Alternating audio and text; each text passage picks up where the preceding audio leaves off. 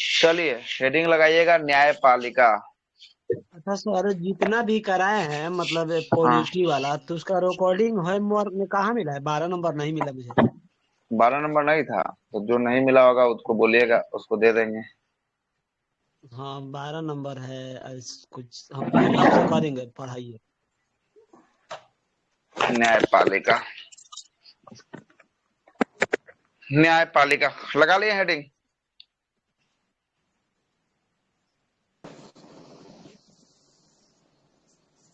Heading लगा लीजिएगा तो बोलिएगा न्यायपालिका। इसी पे आज चर्चा होने वाला है हम लोग का। लगा लिए हैं क्या? करें स्टार्ट। यस। हो गया सर।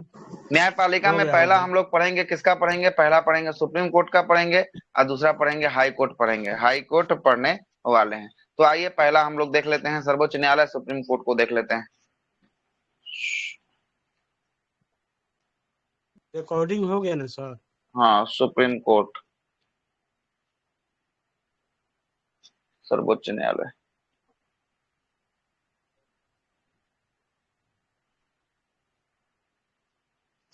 सर्वोच्च न्यायालय हेडिंग लगा लीजिएगा, सुप्रीम कोर्ट सर्वोच्च न्यायालय। बात करेंगे ये भाग क्या में आएगा, कितना नंबर का भाग में आएगा ये सुप्रीम कोर्ट? अ, भाग भाग 6 पांच में में। आने वाला है। कितना? भाग पांच में आने 5 वाला में, है। कितना 5। में? भाग पांच में जो है कि आपको आने वाला है। अनुच्छेद की बात करेंगे, अनुच्छेद कहां से कहां तक आएगा? तो अनुच्छेद आएगा 124 से लेके 147 तक। 124 से लेके 147 तक। एक वैसा पिरामिड बनाइएगा, सबसे ऊपर में रखिएगा सुप्रीम कोर्ट को। सुप्रीम के नीचे में कौन काम करता है? हाई कोर्ट काम करता है। High court. हाई कोर्ट के नीचे में कौन काम करता है? डिस्ट्रिक्ट कोर्ट काम करता डिस्ट्रिक्ट है। कोर्ट। ठीक ना? ऐसा को पिरामिड बना लीजिएगा। मतलब सर्वोच्च संस्था की बात करेंगे न्यायपालिका में, सर्वोच्च संस्था किसका होता है न्यायपालिका में?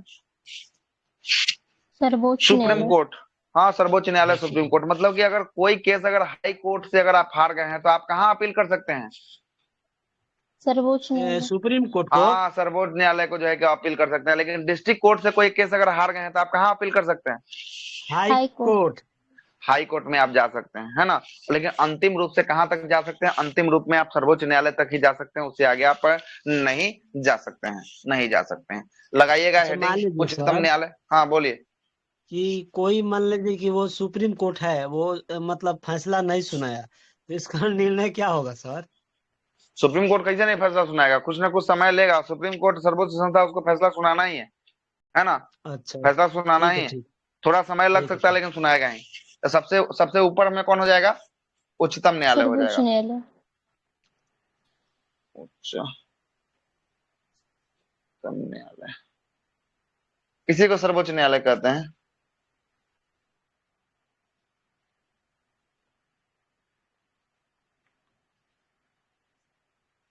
इसके बाद कौन हो जाएगा? इसके बाद हाई कोर्ट ना, यस सर, उच्च न्यायालय। उच्च न्यायालय। इसके बाद कौन हो जाएगा? जिला एवं सत्र न्यायालय।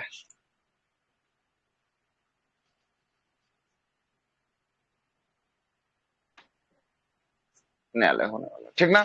ये जो है कि आपका होने वाला है। यही मैप, यही जो है पिरामिड बना हुआ उसी को हम लिख दिए हैं। बस क्या किए हैं? लिख दिए हैं। आइए जरा सुप्रीम कोर्ट की स्टार्ट करते हैं। सुप्रीम कोर्ट,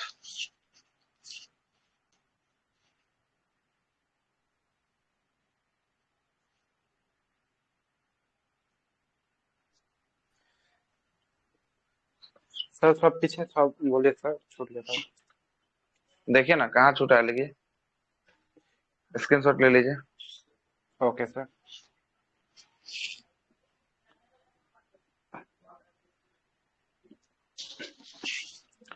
सर लिखिएगा, हाँ बोलिए ना। स्क्रीन शॉट नहीं ले पाया सर, बाकी लीजिए। ओके सर, ले लें। हो गया। ठीक है जी सर। ओके। लिखिएगा, पहला स्टेप लिखिएगा कि भारत शासन अधिनियम 1935 के तहत इसे जोड़ा गया। सुप्रीम कोर्ट को, सुप्रीम कोर्ट को पहला लिखना है भारत शासन अधिनियम 1935 के तहत जोड़ा गया। भारत शासन अधिनियम 1935 के तहत इसका जोड़ा गया। भारत शासन अधिनियम 1935 के तहत जोड़ा गया। जोड़ा गया। किसको जोड़ा गया? सुप्रीम कोर्ट को सर्वोच्च। जोड़ा गया, सर्वोच्च न्यायालय को जोड़ा गया। चलिएगा, सर्वोच्च न्यायालय को जो है कि आपको जोड़ा गया। लिखिएगा आर्टिकल 100 अनुच्छेद नंबर 124।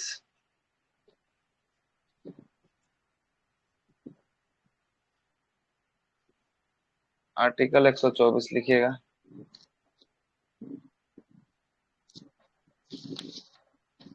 एक 124 में क्या बोलता है? 124 में बोलता है कि आपका भारत का एक सुप्रीम कोर्ट होगा। क्या होगा? भारत का एक सुप्रीम कोर्ट या सर्वोच्च न्यायालय होगा।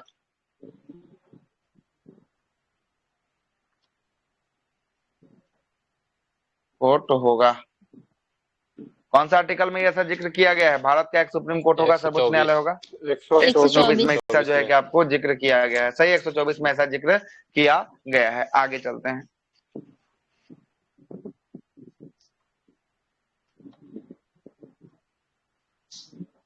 गठन के समय अगर बात करेंगे, गठन के समय अगर बात करेंगे कि जब गठन किया गया सर्वोच्च न्यायालय का, उस समय न्यायाधीशों की संख्या क्या थी? गठन के समय 8 न्यायाधीश था। बहुत बेहतरीन। हाँ, 1+7 लिख लीजिएगा। गठन के समय 1+7 न्यायाधीश,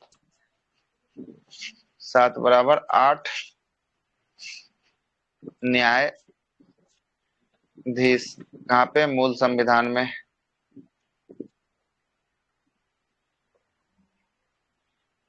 संविधान में। एक हो गया मुख्य और 7 को क्या हो गया? अन्य हो गया। 7 को अन्य हो गया। लेकिन वर्तमान में लिखिएगा, वर्तमान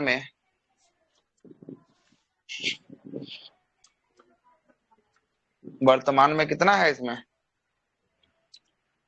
34, 33 + 1। 34 मुख्य हो गया, हाँ, 33 अन्य हो अन्य गया। हो गया। सुप्रीम कोर्ट में न्यायाधीश। इसमें सर मेन होता है 5 ही ना, मतलब एक मेन और 4 सदस्य। वो कॉलेजियम आएगा तब बताएंगे। कॉलेजियम भी आ रहा है, ठीक ना? टेंशन नहीं लीजिए, ठीक है, कॉलेजियम आएगा तब बताएंगे। ठीक है, अभी कॉलेजियम पे नहीं है हम लोग। ठीक है, कॉलेजियम जब आएंगे तो उसको भी बताएंगे।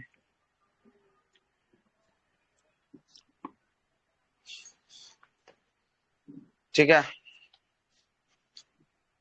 हो गया? लिख लिए? Yes sir. वर्तमान में कितना है? 34 सर।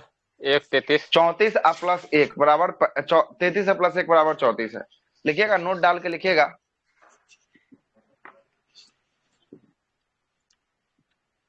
सुप्रीम कोर्ट में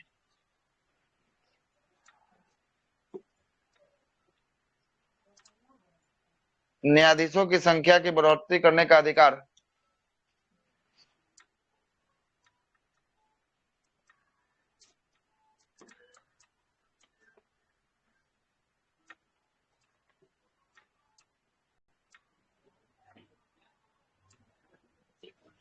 संसद के पास है।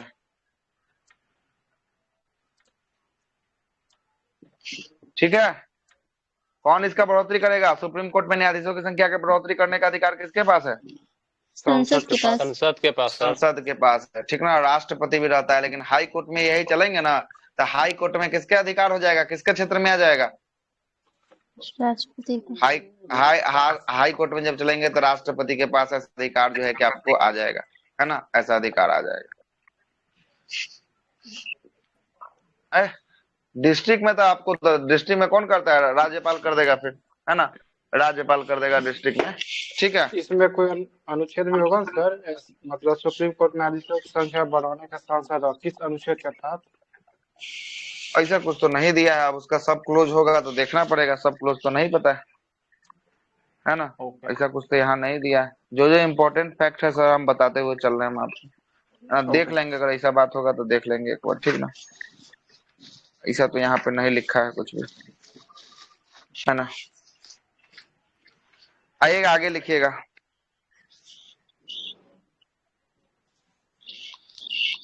आगे लिखिएगा सुप्रीम कोर्ट का उद्घाटन। सुप्रीम कोर्ट का उद्घाटन। सुप्रीम कोर्ट का उद्घाटन सर्वोच्च न्यायालय या उच्चतम न्यायालय सुप्रीम कोर्ट का उद्घाटन 28 जनवरी 1950 को हुआ था।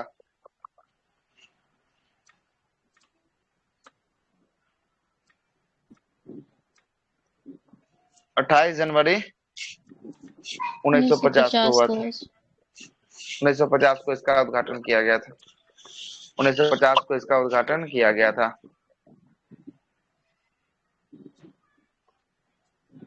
1950 को इसका उद्घाटन किया गया था। ठीक है, लिख लिए? आगे आइएगा, आगे लिखिएगा नियुक्ति। किसकी नियुक्ति? सर्वोच्च न्यायालय के न्यायाधीश की। न्यायालय के न्यायाधीश की नियुक्ति। इसका वर्णन अनुच्छेद 124 के सेक्शन नंबर 2 में है। सेक्शन नंबर 2 में है, 124 के सेक्शन नंबर 2 में है। ठीक है, 124 के सेक्शन नंबर 2 में है।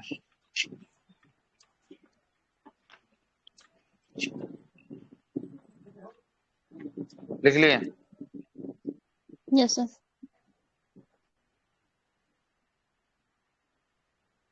लिखिएगा, नियुक्ति हो गया। लिखिएगा इसकी नियुक्ति, इसकी नियुक्ति किसकी नियुक्ति? सुप्रीम कोर्ट के न्यायाधीश की नियुक्ति। इसकी नियुक्ति राष्ट्रपति द्वारा, इसकी नियुक्ति राष्ट्रपति द्वारा, राष्ट्रपति द्वारा सुप्रीम कोर्ट के न्यायाधीश के सलाह पर, राष्ट्रपति द्वारा सुप्रीम कोर्ट के न्यायाधीश के सलाह पर, न्यायाधीश के सलाह पर, सुप्रीम कोर्ट के न्यायाधीश के सलाह कोलेजियम के द्वारा किया जाता है। कोलेजियम के द्वारा किया जाता है। कोलेजियम के द्वारा किया जाता है। लिख लिए? Yes sir. इसकी नियुक्ति किसके द्वारा किया जाता है? राष्ट्रपति के द्वारा। राष्ट्रपति के द्वारा। किसके द्वारा? राष्ट्रपति के द्वारा। लेकिन राष्ट्रपति को कौन सलाह देता है? सलाह कौन देता है? सुप्रीम कोर्ट का मुख्य सुप्रीम कोर्ट के न्यायाधीश। हाँ, सुप्रीम कोर्ट के कोलेजियम में जो न्यायाधीश होते हैं उनके सलाह पर जो है किसका नियुक्ति जो है कि आपको किया जाता है। बात समझ रहे हैं? हाँ, कोलेजियम के बारे में बता रहे हैं। कोलेजियम क्या होता है? कोलेजियम क्या होता है? कोलेजियम में चार लोग का ही नाम रहता है सर। कोलेजियम लिखिएगा, कोलेजियम क्या होता है, कोलेजियम के बारे में लिखिएगा। कोलेजियम प्रणाली यहाँ लिखिए।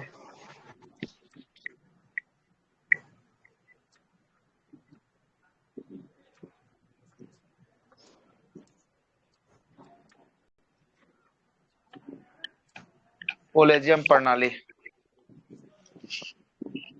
1+4 = 5 न्यायाधीश।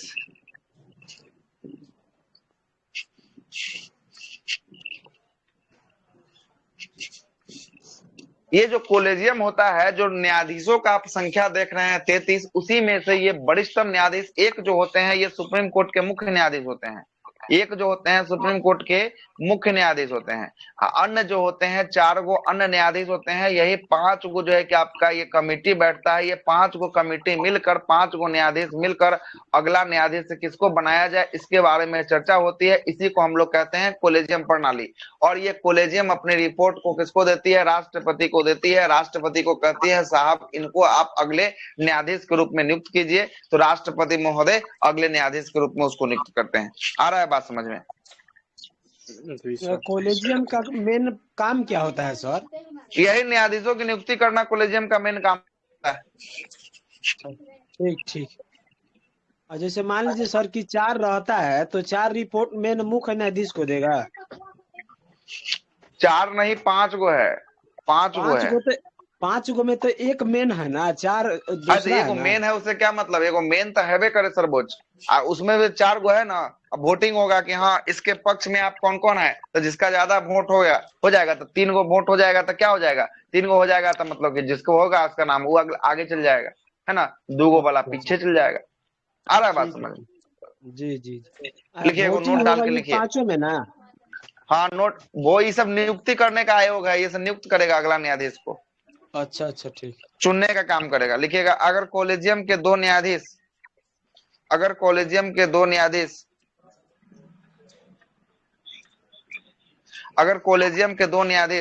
जो 5 गो न्यायाधीश देख रहे हैं ना, इसमें से अगर 2 गो न्यायाधीश नियुक्ति के विरुद्ध में खड़ा हो जाता है ना, नियुक्ति का विरुद्ध करता है या विरोध करता है। लिखिए, अगर कॉलेजियम का 2 न्यायाधीश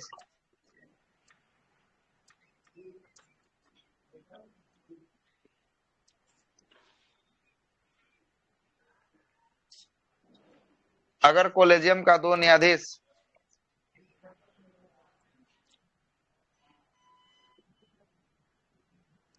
नियुक्ति के विरुद्ध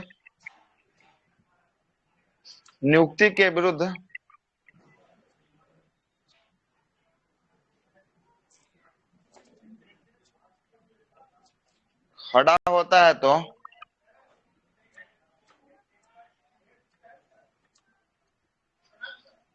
तो राष्ट्रपति के पास नहीं भेजा जाएगा।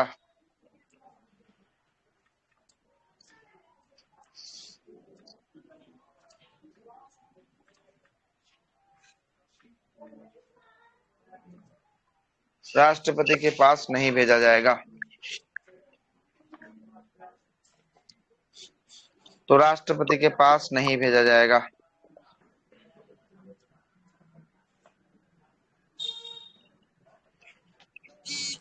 आ रहा है बात समझ में?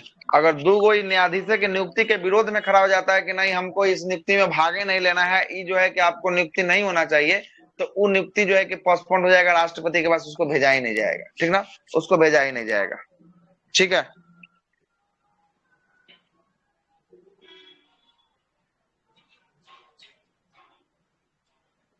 हुआ क्लियर? क्लियर हो गया। चलिए आगे लिखिएगा। आप आगे लिखिएगा, योग्यता, सुप्रीम कोर्ट के न्यायाधीश बनने की योग्यता। योग्यता का चर्चा 124 के 3 में है। कितना में? 124 के 3 में। 124 के 3 में।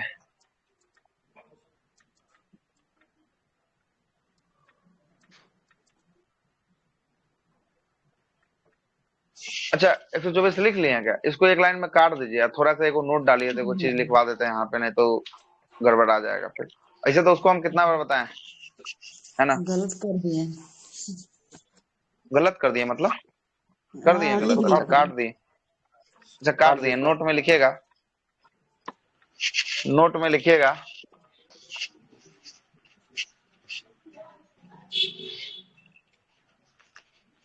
एनजेएससी किसमें आया था?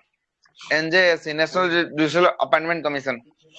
लिखिएगा, ये तो 99वां संविधान संशोधन, 99वां संविधान संशोधन के तहत, 99वां संविधान संशोधन के तहत राष्ट्रीय न्यायिक नियुक्ति आयोग, राष्ट्रीय न्यायिक नियुक्ति आयोग को सर्वोच्च न्यायालय के द्वारा 99वां संविधान संशोधन के तहत राष्ट्रीय न्यायिक नियुक्ति आयोग, राष्ट्रीय न्यायिक नियुक्ति आयोग, राष्ट्रीय न्यायिक नियुक्ति आयोग,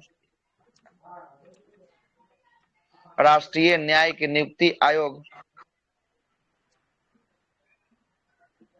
आयोग लाया गया था, आयोग लाया गया था, आयोग लाया गया था, हो गया, आयोग लाया गया था, जिसको सर्वोच्च न्यायालय ने असंवैधानिक घोषित कर दिया। एकमात्र संविधान संशोधन है जिसको सर्वोच्च न्यायालय ने असंवैधानिक घोषित कर दिया है, जिसको सर्वोच्च न्यायालय ने असंवैधानिक घोषित कर दिया, जिसको सर्वोच्च न्यायालय में असंवैधानिक घोषित कर दिया। जिसको सर्वोच्च न्यायालय में असंवैधानिक घोषित कर दिया? असंवैधानिक घोषित कर दिया।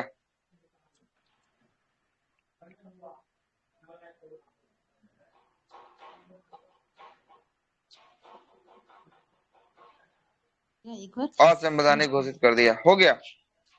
दिख नहीं रहा इसमें है क्या था तो क्या बोले, नहीं दिख रहा है? बोर्ड पे हम कुछ लिखे ही नहीं दिख तो रहा है। देखेगा कहाँ से? हम पहले लिखे ही सही नहीं है। कुछ बात। हाँ ऐसे ही बोल दिए हम आपको। जी सर। हम लिखे ही नहीं तो कहाँ से दिखेगा? अच्छा छोड़ दिए क्या आप लोग, नहीं लिखे हैं क्या? हम लिख जी लिए सर हैं। लिख ली।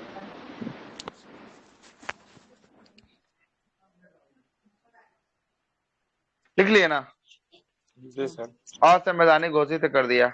इसमें क्या था कि इसमें जो है कि आपको नेता को चापलूसी करने का अधिकार जो है कि आपको मिल जाता है इसमें, है ना? इसमें जो है कि आपको क्या होता है, तो इसमें कानून मंत्री भी भाग लेने लगता है, कुछ जो है कि वरिष्ठ सदस्य भी भाग लेने लगता है। तो जिसको न्यायाधीश बनना होता ना, वो सब जाकर जो जो इसके नियुक्ति आयोग का पैनल था उसके जो है कि चापलूसी करता, है ना? इसलिए सर्वोच्च न्यायालय इसको डायरेक्ट खंडन कर दिया, काट दिया, इस चीज चलेगा ही नहीं। इसलिए जो है कि सर्वोच्च न्यायालय के न्यायाधीश देखेगा तो कोलेजियम प्रथा के अनुसार ही आपको चुने जाते हैं। ये सब प्रथा को जो है कि आपको समाप्त कर दिया गया, सारा का सारा प्रथा को समाप्त कर दिया गया। यही एकमात्र संविधान संशोधन 99 नंबर का जिसको सर्वोच्च न्यायालय ने असंवैधानिक घोषित कर दिया है। ये भी प्रश्न कितना बार पूछा हुआ है। अब लिख लीजिएगा वही भाग जो आप काटते हैं, योग्यता 124, है ना? अब लिखिएगा योग्यता। इसको लिखवाना जरूरी था, नहीं तो ये कहीं पूछ देता तो फिर दिक्कत हो जाता। कोलेजियम लिखवाए हैं इसीलिए। योग्यता, इसका वर्णन किसमें बताया है? 124 के 3 में बताया। 124 के 3 में आपको बताया है इसका। 124 के 3 में बताया है। लिखिएगा 124 के 3 में सबसे पहले योग्यता में बोलना चाहिए कि पहला नंबर बात बोलता है कि भारत का नागरिक हो। भारत का नागरिक हो, वही बन सकता है जो भारत का नागरिक होना चाहिए। भारत का नागरिक हो, भारत का नागरिक हो गया। हाँ। दूसरा लिखिएगा कम से कम एक या एक से अधिक हाई कोर्ट में, कम से कम एक या एक से अधिक हाई कोर्ट में न्यायाधीश के पद पर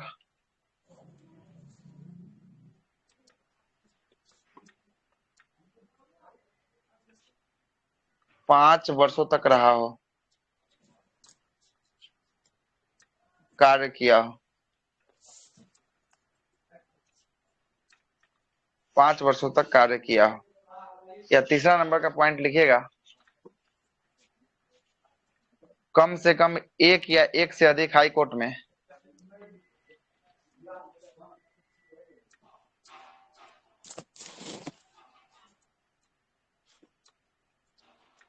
अधिक हाई कोर्ट में 10 वर्षों तक वकील रहा हो।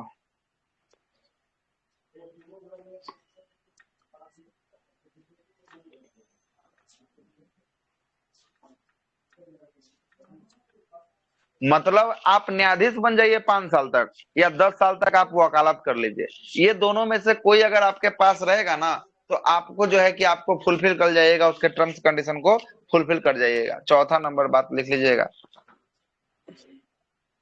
राष्ट्रपति के नजर में कानून का ज्ञाता हो।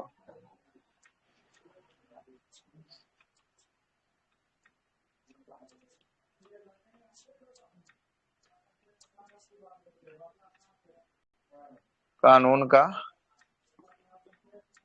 ज्ञाता हो मतलब कानून के बारे में भी इसको जानकारी होनी चाहिए। ऐसा नहीं कि सीधे जिसको मन करेगा वो घुस जाएगा, सो वाला बात नहीं है। ऐसा देखिएगा तो 10 साल क्या 15 साल से जो है कि आपको प्रैक्टिस सब करता है, वकील सब करता है ना, लेकिन नहीं बन पाता है। ज्ञाता कानून का भी नजर में आपको ज्ञात होना चाहिए, तभी जाकर आप लेके जाइएगा उसको आगे तक, ठीक है?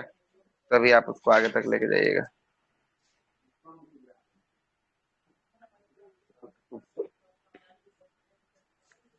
ठीक है।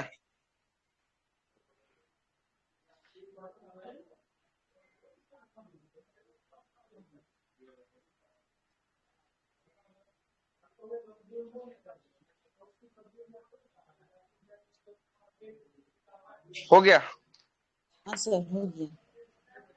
लिखिएगा शपथ। इसका तो नियुक्ति अब करवा दें, अब शपथ करवाते हैं। शपथ क्या होता है जरा लिखिएगा। इसका चर्चा अनुच्छेद नंबर 124 के 6 में है। शपथ कौन करवाता है इसका?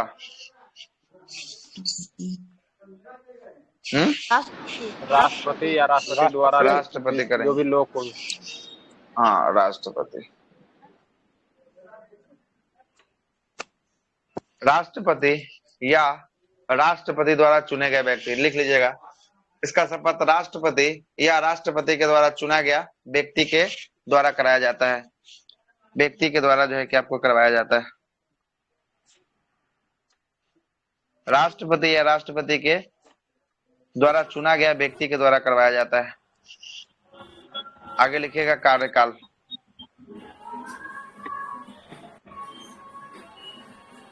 कार्यकाल लिखिएगा। सर्वोच्च न्यायालय का न्यायाधीश का कार्यकाल 65 वर्ष होता है। 65 वर्ष होता है। 65 वर्ष होता है, मतलब मैक्सिमम का बात कहा गया। अब 6 वर्ष करेगा कि 5 वर्ष करेगा, इसका कोई जो है कि संविधान में चर्चा नहीं है। अगर इसका जो है कि अगर 40 साल की उम्र में अगर बन जाता है तो कितना साल करेगा? 65 साल तक करेगा। अगर 50 में बनता है तभी 65 तक करेगा। अगर 60 में बनता है तभी 65 में करेगा। अगर 62 में बनता है तभी जो है कि आपको 65 साल तक जो है कि आपको करेगा। आ रहा है बात समझ में? अब आपके एज के ऊपर डिपेंड करता है कि आपका एज जो है कि आप कब न्यायाधीश जो है कि आप बन रहे हैं, इसके ऊपर डिपेंड करता है। मैक्सिमम आपको कितना साल आपको कार्यकाल करना पड़ेगा, कितना साल में आप रिटायर हो जाइएगा? 65 साल में जो है कि आप रिटायर होने वाले हैं। ठीक ना, 65 साल में आप रिटायर होने वाले हैं। लिख लीजिएगा यहीं पर त्याग पत्र। किसको देगा त्याग पत्र? जो नियुक्त किया उसी को देगा। किसको देगा? राष्ट्रपति को। राष्ट्रपति राष्ट्रपति को। राष्ट्रपति को अपना त्याग पत्र जो है कि आपको दे सकता है। राष्ट्रपति को त्याग पत्र दे सकता है। अनुच्छेद सर, इसका कार्यकाल कौन अनुच्छेद में है? इसका कार्यकाल का चर्चा किसी अनुच्छेद में नहीं दिया हुआ है। इसमें जो है ना ओथ, इसमें जो है कि आपका ओथ तक दिया हुआ है। कार्यकाल का जो है कि चर्चा किस अनुच्छेद में देखना पड़ेगा। अब लक्ष्मीकांत उठाना पड़ेगा, हम दिखाई देते हैं। ऐसा नहीं पूछता है सवाल। देखिए इतना डीप तक जाइएगा तो बताने के लिए तो सारा अनुच्छेद बता देंगे, लेकिन नहीं पूछता इसलिए नहीं है। देख लेते हैं, बताते हैं हम आपको कौन सा अनुच्छेद में है। कोई कार्यकाल तय नहीं किया है सर, दृष्टि में दिया हुआ है। वो तो सही है, ये पूछ रहे हैं कि अनुच्छेद पूछ रहे हैं। वो तो कार्यकाल तो सही है, वो तो हम बता ही दिया आपको। इसका कोई कार्यकाल नहीं है ना। इनका सवाल दूसरा है। नहीं है, इसका कोई अनुच्छेद नहीं है, आर्टिकल नहीं। ठीक,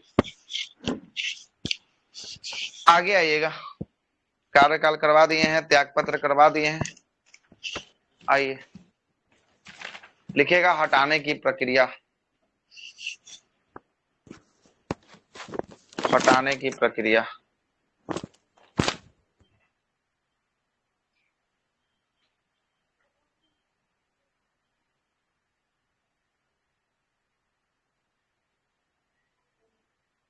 हटाने की प्रक्रिया।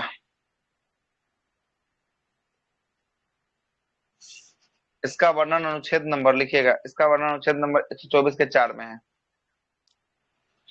124 के 4 में। 124 के 4 में इसका वर्णन जो है कि आपको देखने को मिलेगा। पहला लिखिएगा हटाने की प्रक्रिया में कदाचार साबित होने पर।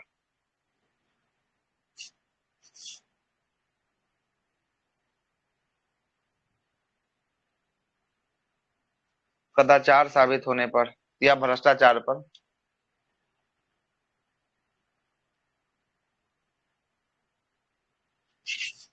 भ्रष्टाचार पर। दूसरा लिखिएगा असमर्थता।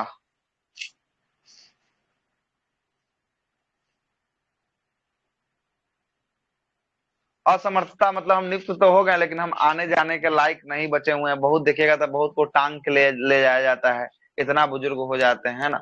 असमर्थता के मेरे अंदर उतना शक्ति नहीं है कि हम काम कार अपना देख सके, है ना। असमर्थता। लिख लीजिएगा असमर्थता के पद पर कार्य करने के लिए सक्षम नहीं।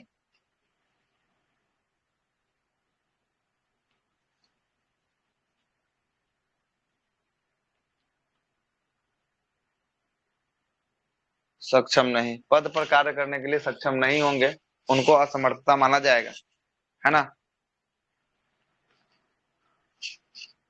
लिखिएगा हटाने, नोट में लिखिएगा हटाने की प्रक्रिया, हटाने की प्रक्रिया, हटाने की प्रक्रिया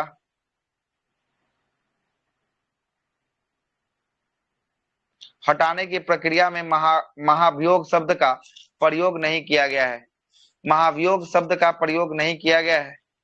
महाभियोग जैसी प्रक्रिया चलाई जाती है, महाभियोग जैसी प्रक्रिया चलाई जाती है। हटाने के लिए महाभियोग शब्द का प्रयोग नहीं किया गया है, महाभियोग जैसी प्रक्रिया चलाई जाती है।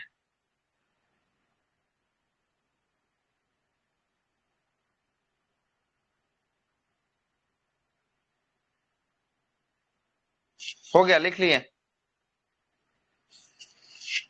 अब महाभियोग कहाँ चलता है? महाभियोग संसद में चलता है। कहाँ चलता है महाभियोग?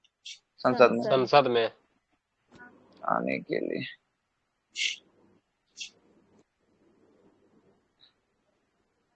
संसद प्रक्रिया। संसद का कितना सदन? 2 सदन, लोकसभा चलिए राज्यसभा। 2 सदन। एक सभा हो गया आपको लोकसभा और दूसरा हो गया राज्यसभा। राज्यसभा। अब यहाँ पे जरा समझिएगा, एक हो गया लोकसभा, दूसरा हो गया राज्यसभा, है ना। जरा समझिएगा, 1 मिनट रुके लाइन में।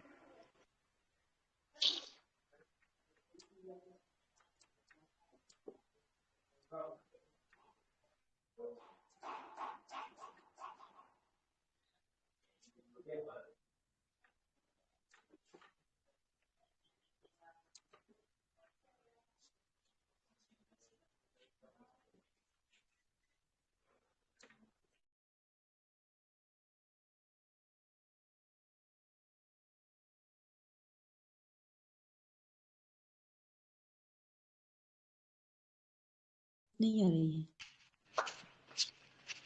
नहीं जा रहा था, 1 मिनट काम आ गया, बता रहा। ठीक है, रुकिएगा 1 मिनट, वेट कीजिए। लिखिएगा हटाने के लिए, हटाने की प्रक्रिया में बोले ना, लिखिएगा लोकसभा में 100 सदस्यों का हस्ताक्षर, 100 सदस्यों का हस्ताक्षर, लोकसभा से 100 सदस्यों का हस्ताक्षर करने पर, और राज्यसभा से 50 सदस्यों का, राज्यसभा से 50 सदस्यों का। रिपीट कीजिएगा सर जी।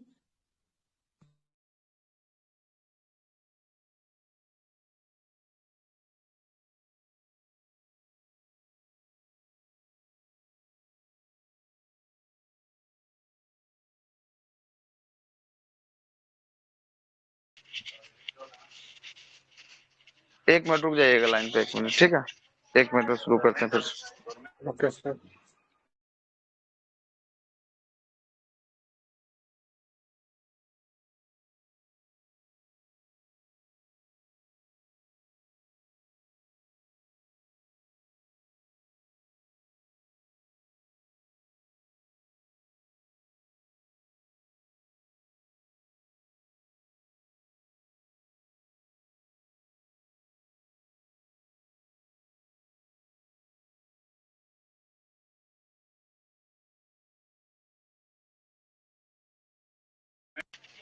हेलो, जा रहा है आवाज?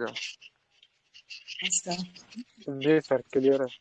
देखिए पहले उसमें क्या करना है, पहले उसमें लिखना है कि लोकसभा में 100 सदस्यों का हस्ताक्षर होना चाहिए, और राज्यसभा से कितने सदस्य का हस्ताक्षर होना चाहिए? 50। 50 वो। 50 सदस्य का। मतलब लोकसभा से आपको 100 सदस्य का हस्ताक्षर करवाना पड़ेगा, और राज्यसभा से 50 सदस्य का सिग्नेचर हस्ताक्षर करवाना पड़ेगा। उसके बाद क्या होगा? उसके बाद 2/3 बहुमत से आपको पास होना चाहिए। उसके बाद राष्ट्रपति को भेजेगा, और राष्ट्रपति जो है कि आपको सिग्नेचर राष्ट्रपति का हो जाएगा, तब इसको जो है कि आपको हटा देंगे। क्या हो जाएगा? राष्ट्रपति का जैसे सिग्नेचर होगा उसके बाद जो है कि इसको हटाया जाएगा, है ना। रुकिए हम आपको समझाते हैं स्क्रीन पे।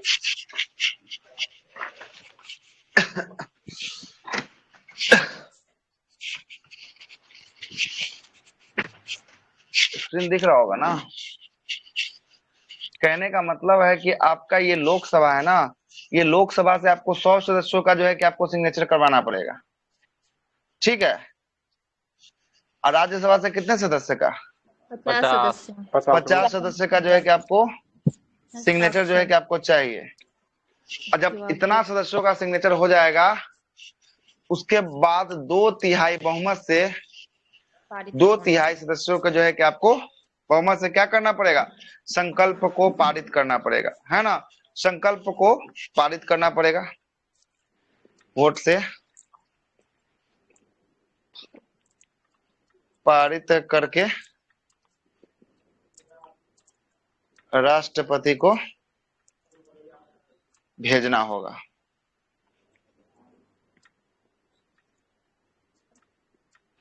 राष्ट्रपति अगर सिग्नेचर कर दिए तो क्या हो जाएगा? ये अपने पद से हटा दिए जाएंगे।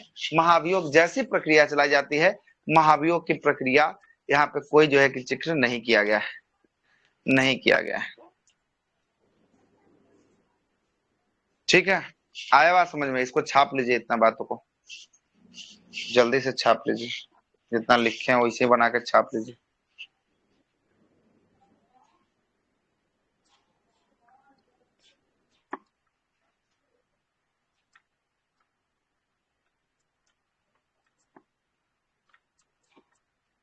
ये 2/3 कौन दिख रहा है? ये ज्वाइंट सीटिंग में नहीं होगा। 2/3 लोकसभा से पास करना पड़ेगा, 2/3 कहाँ से? राज्यसभा से पास करना पड़ेगा। यहाँ दोनों बिल को दोनों जगह से 2/3 से पास करके तब किसके पास भेजना होगा? राष्ट्रपति। तब राष्ट्रपति को पास भेजना होगा। राष्ट्रपति उस पर सिग्नेचर कर दिए, मतलब उसके बाद जो है कि आपको ऐसा हो जाएगा, हटाने की प्रक्रिया जो है कि आपको चली जाएगी। लिखिएगा, आगे लिखिएगा। हो गया, ये छाप लिए, आगे चलें। आगे लिखिएगा, अनुच्छेद नंबर 124 के 5 के तहत। नोट में सर। हाँ, ऐसे मारिए ना, स्टार मार के लिखिए। अनुच्छेद 124 के 5 के तहत संसद विधि द्वारा न्यायाधीश को हटाए जाने के संबंध में प्रक्रिया के बारे में चर्चा किया गया है। संसद विधि द्वारा न्यायाधीश हटाए जाने के संबंध में प्रक्रिया की चर्चा की गई है। संसद विधि द्वारा न्यायाधीशों को हटाए जाने के लिए विधि का चर्चा किया गया है, विधि का चर्चा किया गया है, विधि का चर्चा किया गया है, विधि का चर्चा किया गया है। आगे लिखिएगा, वेतन एवं भत्ते। वेतन एवं भत्ता, इसका वर्णन अनुच्छेद 125 के 1 में है। 125 के 1 में इसका वर्णन है। वेतन की बात करेंगे, इसमें वेतन के 2 प्रकार से होता है, देखिएगा। एक होगा मुख्य न्यायाधीश, मुख्य होगा, एक होगा अन्य होगा। तो मुख्य न्यायाधीश का कितना मिलता है वेतन? 2 लाख, बताइए। 3 लाख।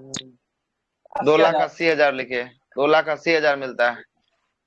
और अन्य का मिलता है 2,50,000, ठीक ना। अन्य का क्या मिलता है?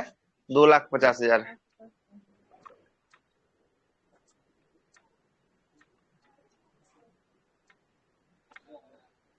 दो लाख 50,000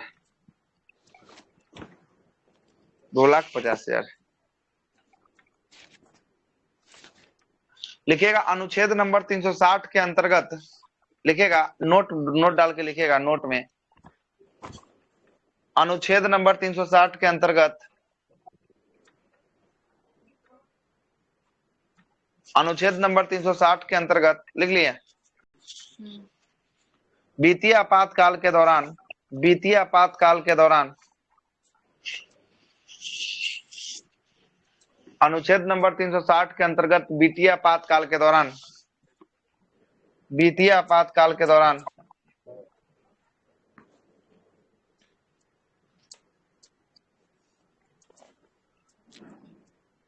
वित्तीय आपातकाल के दौरान इनके वेतन और भत्ते की कटौती की जा सकती है।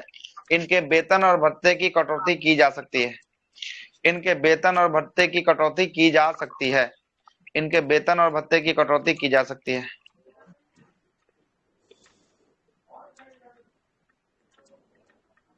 आगे लिखिएगा।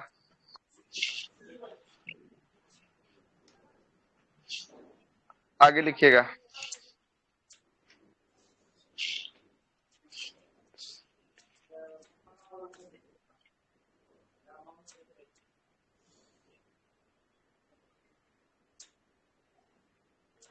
हो गया, लिखे ना आगे, बोले। जी सर बोलिए।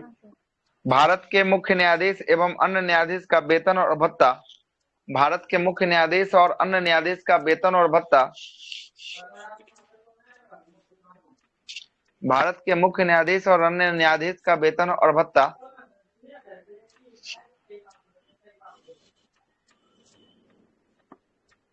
अन्य न्यायाधीश का वेतन और भत्ता संसद द्वारा निर्धारित किया जाता है। संसद द्वारा निर्धारित किया जाता है। संसद द्वारा निर्धारित किया जाता है।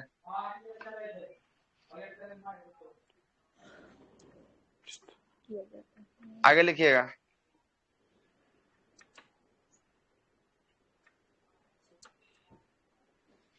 आगे लिखिएगा, न्यायाधीशों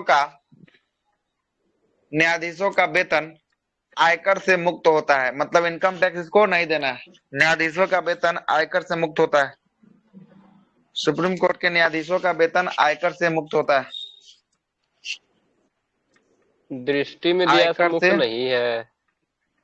अच्छा, क्या दिया है? दृष्टि में मुक्त नहीं है। इसमें लिखा न्यायाधीशों की आय आयकर से मुक्त नहीं है। अच्छा, आयकर से मुक्त नहीं है, ठीक है, तो नहीं लगा लीजिए फिर। ठीक है, तो सही होगा। कहीं हम ही गलत लिख लिए होंगे कहीं कॉपी में, हो सकता है। नहीं होता है, मतलब आयकर इसको देना होगा, मतलब है ना, आयकर देना होगा, इनकम टैक्स आपको देना होगा। राष्ट्रपति का ना राष्ट्रपति का सर शायद मुक्त होता है। राष्ट्रपति का वेतन मुक्त होता है सर। राष्ट्रपति का तो पूरे मुक्त मुक्ते होता है, होता हाँ। है। राष्ट्रपति का तो पूरे मुक्त होता है, उसमें तो सोचने वाली बातें नहीं। ठीक है, उसमें सोचने वाली बात नहीं। आगे चलते हैं। आगे लिखिएगा, तदर्थ न्यायाधीश की नियुक्ति, एडहॉक जज की नियुक्ति। तदर्थ न्यायाधीश, मतलब तदर्थ मतलब तदर्थ मतलब एडहॉक बताते हैं तदर्थ क्या होता है। तदर्थ न्यायाधीश की नियुक्ति,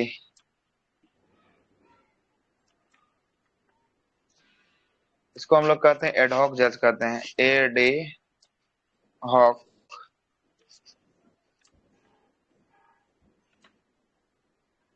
जज।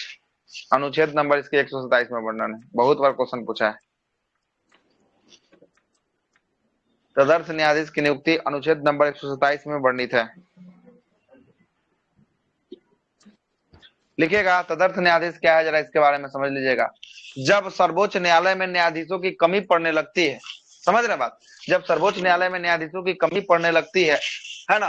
अब कमी हो गया, न्यायाधीश की संख्या कम है और केस की संख्या बहुत ज्यादा अधिक हो गया है, ठीक ना, अधिक हो गया, देखने वाला भी कोई नहीं है, इतना केस हो गया है। तो इस समय एडहॉक जजों की नियुक्ति जो है कि आपको किया जाता है। एडहॉक जजों की जो है कि आपको नियुक्ति किया जाता है। ठीक है, चलिएगा, लिखिएगा। तदर्थ न्यायाधीश की नियुक्ति में लिखिएगा, सुप्रीम कोर्ट में न्यायाधीशों की संख्या कम होने पर तदर्थ न्यायाधीश की नियुक्ति की जाती है। बहुत बार क्वेश्चन पूछा है, लिखिए। सुप्रीम कोर्ट में न्यायाधीशों की संख्या कम होने पर तदर्थ न्यायाधीश की नियुक्ति की जाती है। सुप्रीम कोर्ट में न्यायाधीशों की संख्या कम होने पर तदर्थ न्यायाधीश की नियुक्ति की जा सकती है। कौन से अनुच्छेद में वर्णित है? 127 127 127 में वर्णित है। तदर्थ आगे लिखिएगा अगला पॉइंट में, तदर्थ न्यायाधीश की नियुक्ति, तदर्थ न्यायालय के न्यायाधीश की नियुक्ति में हाई कोर्ट के न्यायाधीश को सुप्रीम कोर्ट भेज दिया जाता है। हाई कोर्ट के न्यायाधीश को सुप्रीम कोर्ट भेज दिया जाता है। हाई कोर्ट के न्यायाधीश को सुप्रीम कोर्ट भेज दिया जाता है। मतलब अगर आपसे पूछेगा तदर्थ न्यायाधीश की नियुक्ति होती है तो कहाँ के न्यायाधीश आते हैं, उसमें ऑप्शन रहेगा हाई उच्च कोर्ट के न्यायालय के रिटायर्ड न्यायाधीश या सर्वोच्च न्यायालय के रिटायर्ड न्यायाधीश या सर्वोच्च न्यायालय के जो पहले कार्य कर चुके हैं वो न्यायाधीश या हाई कोर्ट के न्यायाधीश। तो इसमें क्या लगाना है, हाई कोर्ट के न्यायाधीश जो है कि हाई आपको कोर्ट आते हैं, कहाँ आते हैं, शिफ्टिंग होकर सर्वोच्च न्यायालय जो है कि आपको चले आते हैं। किसके तहत आते हैं, तो तदर्थ न्यायाधीशों की नियुक्ति, एडॉक जज की नियुक्ति के तहत जो है कि आपको आते हैं। किस आर्टिकल में वर्णित है, तो 127 में वर्णित है, ठीक ना। 127।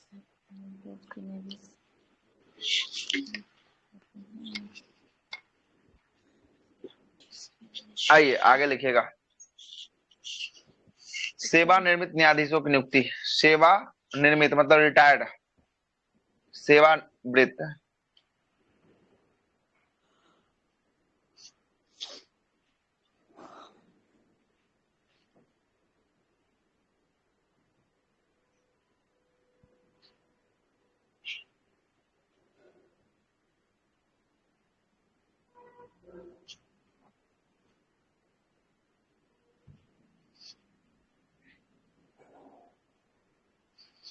नियुक्ति, इसका वर्णन है अनुच्छेद नंबर 128 में।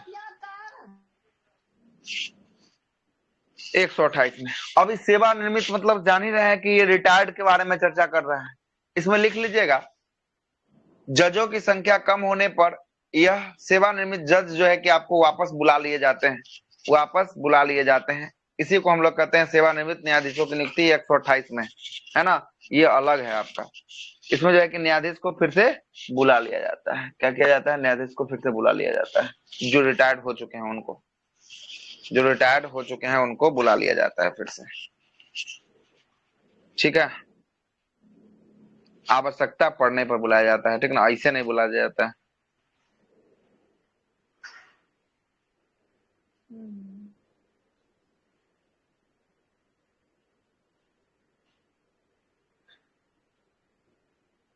ठीक है, देखिएगा, सेवानिवृत्त न्यायाधीश जब नियुक्त होते हैं तो उसके वेतन और भत्ता राष्ट्रपति द्वारा तय किया जाता है। राष्ट्रपति द्वारा जो है कि आपको तय किया जाता है, राष्ट्रपति द्वारा तय किया जाता है। अब इसका मतलब नहीं है कि जो मिल रहा है न्यायाधीश का वेतन भत्ता वही मिलेगा, सो वाला बात नहीं है इसमें, ठीक ना। इसमें राष्ट्रपति बताएंगे कि इसका वेतन और भत्ता क्या होना चाहिए। देखिएगा, सेवानिवृत्त न्यायाधीशों की नियुक्ति होने पर उसका वेतन और भत्ता राष्ट्रपति द्वारा तय किया जाता है, राष्ट्रपति द्वारा तय किया जाता है।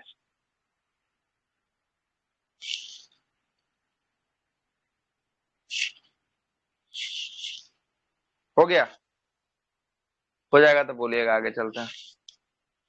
हाँ सर, हो गया। कार्य लिखिएगा, कार्यकारी मुख्य न्यायाधीश, कार्यकारी मुख्य न्यायाधीश। इसका वर्णन जो है कि आपका 126 में है, 126 में है। देखिए, कार्यकारी मुख्य न्यायाधीश की नियुक्ति तब होती है जब मुख्य न्यायाधीश का पद खाली रहता है। जब, ऐसे लिख लीजिए, छोड़िए, मुख्यमंत्री बोल रहे हैं, मुख्य न्यायाधीश का पद, मुख्य न्यायाधीश का पद पर न रहने के अभाव पर कार्यकारी मुख्य न्यायाधीश की नियुक्ति की जाती है। कार्यकारी मुख्य न्यायाधीश की नियुक्ति की जाती है। मुख्य न्यायाधीश का पद रिक्त होने पर, मुख्य न्यायाधीश का पद रिक्त होने पर कार्यकारी मुख्य न्यायाधीश की नियुक्ति की जाती है, नियुक्ति की जाती है।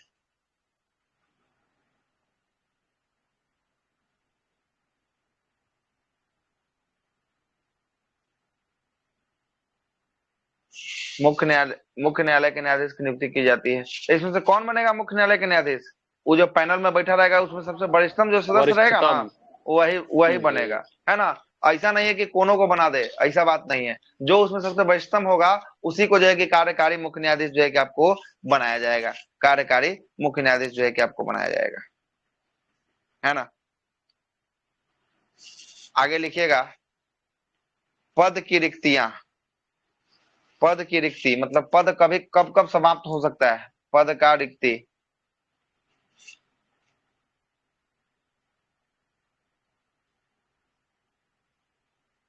रिक्ति वैकेंट कब वैकेंट ये रह सकता है, इसके बारे में लिखिएगा यदि न्यायाधीश का आयु कितना साल पूरा हो जाए? 65। 65। 65 साल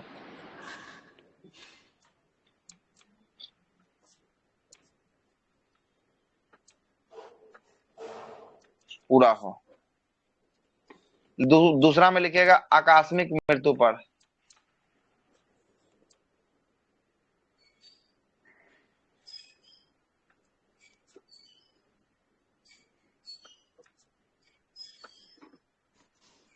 आकस्मिक कोई है, अब मृत्यु हो गया तब तो पद तो रिक्त हो जाएगा। पद से हटाए जाने। तीसरा लिखिएगा राष्ट्रपति को क्या देने पर? त्याग पत्र त्याग देने पत्र पर। देना। हाँ, त्याग पत्र। राष्ट्रपति को त्याग पत्र देने पर।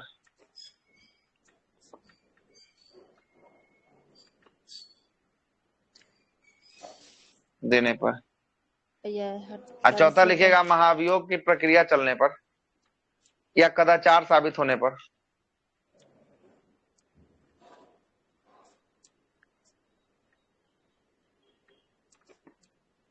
हटाए जाने पर। कदाचार साबित कर दीजिएगा तब तो ये तो पद तो वैकेंट हो जाएगा। उसके बाद जो है कि आपका तब हो सकता है काम। लिखिएगा सर्वोच्च न्यायालय का मूल क्षेत्राधिकार। सर्वोच्च न्यायालय का मूल क्षेत्राधिकार। सर्वोच्च न्यायालय का मूल क्षेत्राधिकार।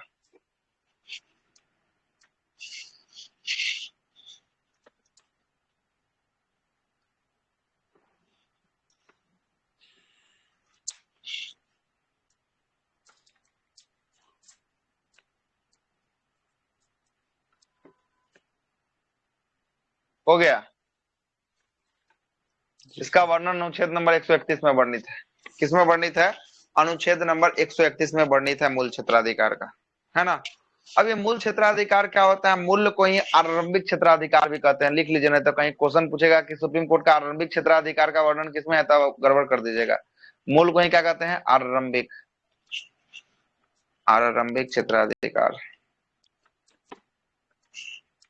आरंभिक।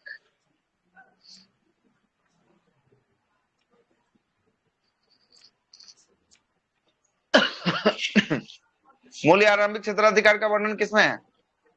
131।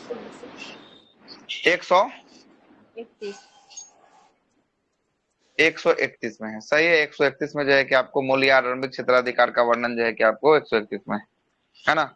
अब इसमें क्या होगा जरा समझिएगा। मूल या आरंभिक क्षेत्राधिकार क्या होता है ना। अब ये राज्यों के बीच जो है कि आपको मैटर को सुलझाता है। जैसे एक तरफ हम रख दिए किसका? एक तरफ रख दिए राज्य वर्सेज केंद्र। राज्य और केंद्र का बीच विवाद होगा तो कौन किस क्षेत्राधिकार में जाएगा? सुप्रीम कोर्ट का मूल क्षेत्राधिकार। मूल क्षेत्राधिकार में जो है कि आपको जाने वाला है। पहला हो गया। दूसरा हम कर देते हैं राज्य और भारत। राज्य और भारत मतलब संघ। हाँ, संघ। ये ये भी आपका कहाँ चल जाएगा? मूल क्षेत्राधिकार में चल जाएगा। तीसरा कर देते हैं राज्य वर्सेज राज्य प्लस भारत। ये भी मूल क्षेत्राधिकार। ये भी मूल क्षेत्राधिकार में। चौथा बना देते हैं और या एक राज्य मतलब एक राज्य और एक तरफ से दो राज्य से अधिक होगा राज्य वर्सेज राज्य। वो भी मूल क्षेत्राधिकार। ये भी आपको कहाँ चल जाएगा? मूल क्षेत्राधिकार। मतलब कि राज्य या राज्य के बीच जो भी विवाद होगा वो भी मूल क्षेत्राधिकार। राज्य और संघ के बीच भी विवाद होगा, मूल क्षेत्राधिकार। राज्य और भारत के बीच जो विवाद होगा उसमें मूल क्षेत्राधिकार। एक तरफ राज्य हो जाएगा, एक तरफ कुछ राज्य और भारत सरकार हो जाएगा। ये भी आपका कहाँ चल जाएगा? ये भी आपका मूल क्षेत्राधिकार में जाने वाला है। ये भी सब जो है कि केस किस में जाने वाला है? सारा का सारा जो आप केस देखे हैं ये सारा चीज जो है कि आपका सुप्रीम कोर्ट का मूल क्षेत्राधिकार है। लिख लेते हैं मूल क्षेत्राधिकार। आगे बात समझ में। आगे लिखिएगा, नोट डाल के लिखिएगा। वो नोट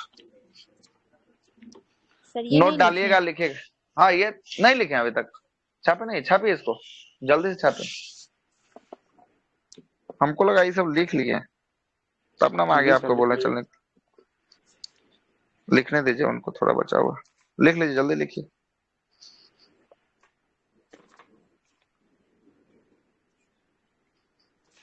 हो गया। हो गया। आगे लिखिएगा नोट में, नोट डाल के लिखिएगा, नोट में लिखिएगा अंतर्राष्ट्रीय जल विवाद, अंतर्राष्ट्रीय जल विवाद कौमा वित्त आयोग के संदर्भ के मामले,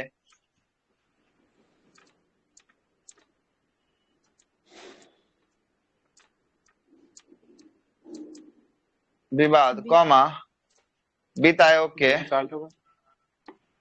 वित्त आयोग के संदर्भ के मामले, मामले केंद्र एवं राज्य के बीच खर्च पेंशन का समझौता, केंद्र एवं राज्य के बीच खर्च एवं पेंशन का समझौता, समझौता आदि मूल क्षेत्राधिकार में नहीं आएगा।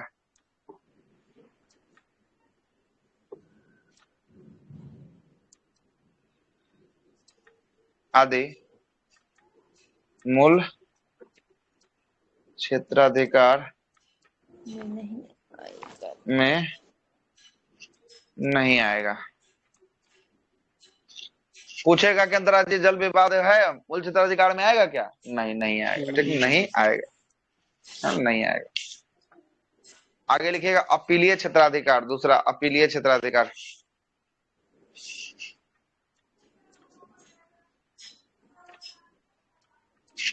अपीलीय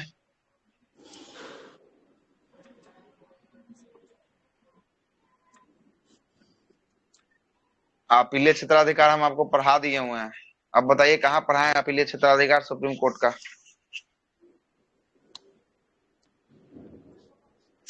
बताइए, कुछ याद आ रहा है क्या अपीलीय क्षेत्राधिकार? संवैधानिक किन्हीं को मामला वाला होगा ना। अपीलीय क्षेत्राधिकार हम आपको पढ़ा दिए, अनुच्छेद 32 लिख लीजिए, अपीलीय क्षेत्राधिकार अनुच्छेद 32। इसी में ना क्या था, रीट था, रीट पांच जारी रीट करने जारी का। करना। जारी करता कितना है प्रकार का? सर्वोच्च न्यायालय। 5 प्रकार। 5 तरह का पांच सर। प्रकार। 5 प्रकार का। 5 प्रकार हम अपने क्लास में जो है कि डिस्कस कर लिए हैं, तो यहाँ पे डिस्कस करने का कोई जी। औचित्य नहीं बनता है। ठीक ना, वहां जो है कि मौलिक अधिकार में हम इस चीज को डिस्कस कर चुके हैं पहले ही, है ना, डिस्कस पहले ही कर चुके हैं मौलिक अधिकार में। ठीक है,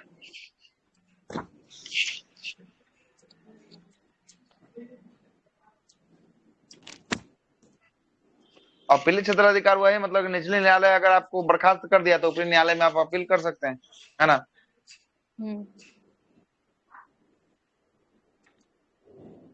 चलिए आगे लिखिएगा, अपीलीय तो हो गया।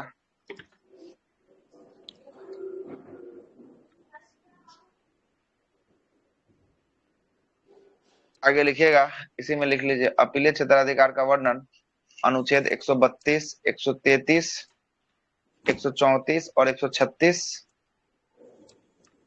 136 में उल्लेख है।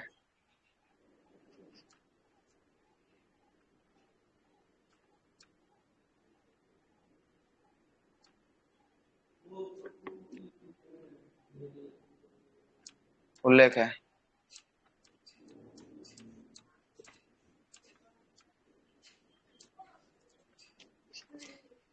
लिखिएगा सर्वोच्च न्यायालय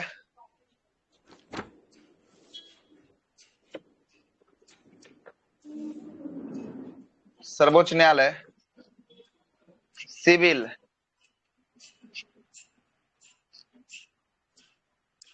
तथा आपराधिक, आपराधिक और सिविल दोनों में जो है कि क्या कर सकते हैं, तो ये अंतिम जो है कि अपीलीय न्यायालय है। सिविल और आपराधिक में अंतिम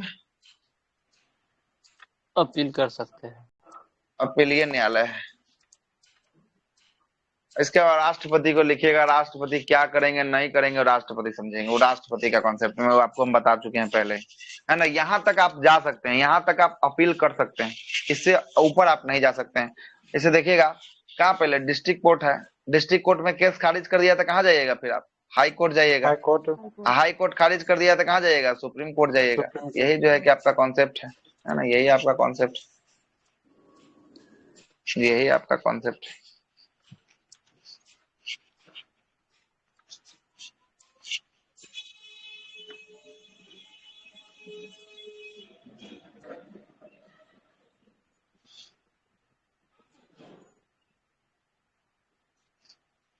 है ना।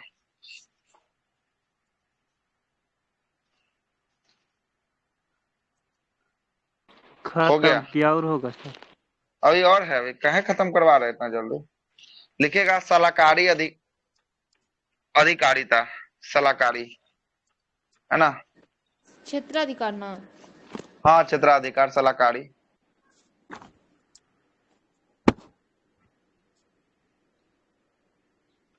ये हम आपको पढ़ा दिए हुए, कहाँ पढ़ाया था सलाहकारी, किस अनुच्छेद में वर्णित होगा ये सलाहकारी? 143 सर, राष्ट्रपति में ही बताए थे। किसको देगा? राष्ट्रपति में देगा, राष्ट्रपति को जो है कि आपको, राष्ट्रपति को सलाह देगा। राष्ट्रपति मानने के लिए बाध्य है या नहीं है? नहीं है सर। लेकिन ये देने के लिए बाध्य है या नहीं? हाँ, इसको देना पड़ेगा, याद नहीं। देगा, ये बाध्य है। चलिए, देगा, बिल्कुल सही, ये देने के लिए बाध्य है, लेकिन राष्ट्रपति मानेगा कि नहीं मानेगा वो राष्ट्रपति के ऊपर डिपेंड करता है।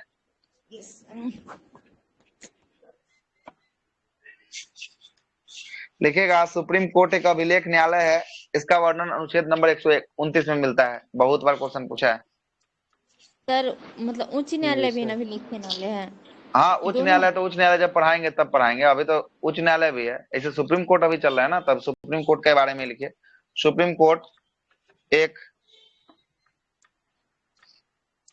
अभिलेख न्यायालय है, वर्णन किस में है? 129 में, 129 में, मतलब अभिलेख न्यायालय का मतलब समझ रहे हैं? यानी कि उसका रिकॉर्ड करके रखा होता है सर, यानी नहीं होता नमूना के तौर पे। हाँ, नमूना के तौर पे जो है कि उसका रिकॉर्ड जो है कि आप रख सकते हैं, है ना, अभिलेख न्यायालय। जी सर। और उसको जो है कि अभिलेख न्यायालय है ना, वो अंतिम जो है कि आपको उच्चतम न्यायालय जो है कि अभिलेख न्यायालय होगा, और इसका जो है कि अपमान करने पर जो है कि आपको दंड भी दिया जा सकता है। इसके अगर नमूने को आप अपमान करते हैं, इसको बोलते हैं कि ना गलत डिसीजन न दे दिया, खराब डिसीजन है। इसलिए देखिएगा कि कोई भी पढ़ा लिखा आदमी गलत भी डिसीजन सुप्रीम कोर्ट या हाई कोर्ट का आता है ना, तो उसको अपमान नहीं करता, उसको सम्मान के साथ उसको जो है कि आपको बोलता है कि माननीय सर्वोच्च न्यायालय का ये अधिकार है, तो माननीय सर्वोच्च न्यायालय का दिया गया डिसीजन है तो हम इसको जो है कि मानते हैं, है ना। इसको अपमान कीजिएगा, सर्वोच्च न्यायालय को अगर खंडन कीजिएगा तो आपको सजा भी हो सकता है। इसलिए कितना बड़ा भी केस हो जाए, सर्वोच्च न्यायालय को कहीं पे किसी को नहीं देखेगा कि गलत डिसीजन को भी जो है कि आपको सही बता दे, असही को भी गलत बता दे, है ना। सर्वोच्च न्यायालय का जो डिसीजन आ गया उस सब जो है कि आपको जानता है कि गलत हो रहा है, लेकिन वो बोल नहीं सकता है गलत हो रहा है, नहीं तो उसको सर्वोच्च न्यायालय डायरेक्ट क्या करेगा? हाँ, सर्वोच्च न्यायालय के पास ये अधिकार है, बाद में ये अधिकार है।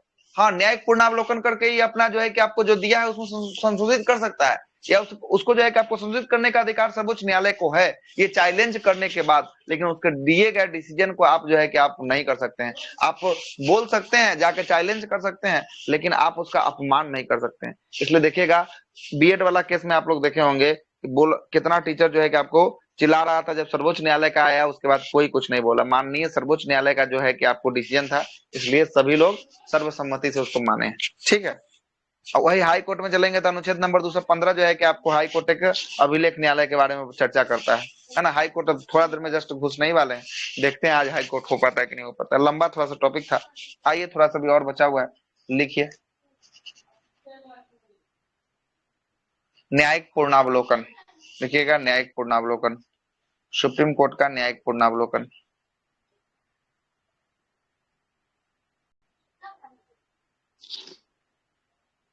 ये न्यायिक पूर्णावलोकन क्या है? यही अपने डिसीजन में संशोधन करेगा, यही न्यायिक पूर्णावलोकन है। पूर्वा अनुमूलक लोकन है, मतलब कि जो डिसीजन दिया है उसमें जो है कि आपको क्या कर सकता है, चेंज कर सकता है। इसी को न्यायिक पुनरावलोकन जो है कि आपको कहते हैं, पुनः विचार कर सकता है। लिखिएगा अनुच्छेद 137 में। तो सर जो हाँ, जुडिशियल रिव्यू सर होता है, ये पार्लियामेंट जो बनाता है उस पर ना होता है? क्या पार्लियामेंट जो होता है उस पर जुडिशियल रिव्यू? न्यायिक पुनरावलोकन यही ना है? न्यायिक पुनरावलोकन इसके अंतर्गत तो बहुत सारा मामले आ जाएंगे, है ना। इसके अंतर्गत जो है कि आपको बोला गया है, वो तो आपको न्यायिक पुनरावलोकन के तहत उसको खंडित कर दिया, जिसको अभी 99 के बारे में भी केस बता रहे थे आपका, है ना। न्यायिक पुनरावलोकन किया और देखा कि नहीं, न्याय के अनुसार ये तर्क संगत नहीं है, इसको खंडन कर दिया, है ना, न्यायपालिका के अनुसार नहीं है ना। तो वो तो बहुत सारे मैटर पे कर सकता है। इसका वर्णन अनुच्छेद नंबर इतना में लिखिएगा। अनुच्छेद नंबर 137 में सर्वोच्च न्यायालय अपने पहले दिए गए निर्णय पर पुनः विचार कर सकती है, अपने दिए गए पहले निर्णय पर पुनः विचार कर सकती है, अपने दिए गए सर्वोच्च न्यायालय अपने दिए गए पहले दिए गए निर्णय पर पुनः विचार कर सकती है। अर्थात सर्वोच्च न्यायालय अपने दिए गए निर्णय को बदल सकता है, अर्थात सर्वोच्च न्यायालय अपने दिए गए निर्णय को बदल सकता है।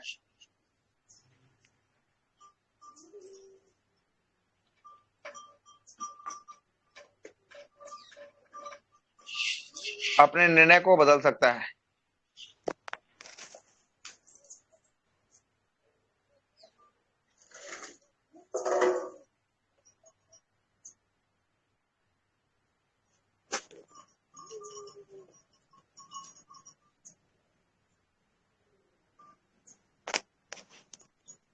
हो गया?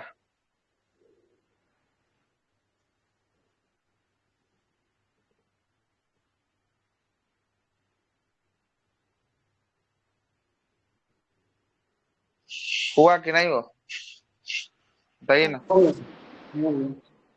लिखिएगा न्यायिक पूर्णावलोकन, एक नोट डाल के लिखिएगा, न्यायिक पूर्णावलोकन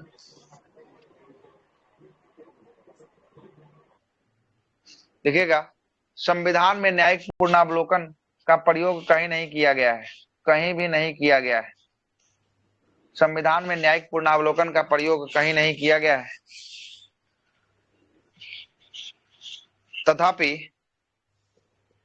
तथापि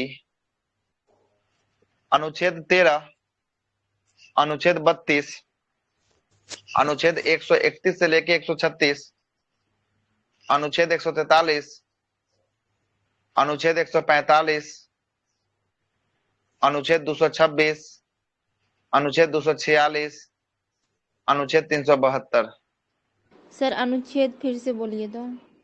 यह लिस्ट लिखा हुआ 13 के बाद 32, 131 से 136, 143, 145, 226,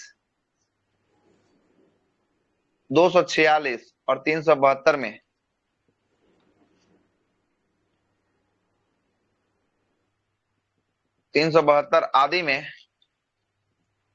आदि में स्पष्ट रूप से संविधान का यह शक्ति प्रदान करता है। स्पष्ट रूप से संविधान को यह शक्ति प्रदान करता है।